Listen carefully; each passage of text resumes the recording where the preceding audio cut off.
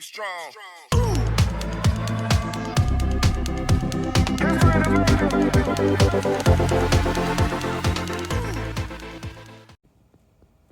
Hi all, we've just moved into our new workshop, so excuse the mess.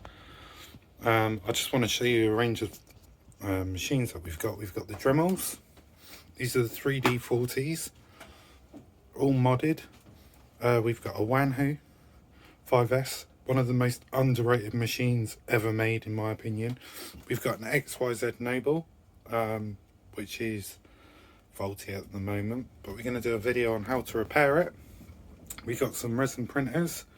Again, I'll teach you on how to use all of them. We've got the famous full color 3D printer that uses inkjets, the same as a normal printer basically, but every time it puts down a layer, it puts a layer of ink across. We've got the Formlabs Form 1 Plus, which we're going to completely mod and update with the Moa VAT. We've got the Nobel 1.0A, I believe this model is, from XYZ. We're going to get on and show you how that works. We've got two XYZ Duos, which we're going to do up and show you how to get the best out of these machines. I mean, you really can get the best out of these machines.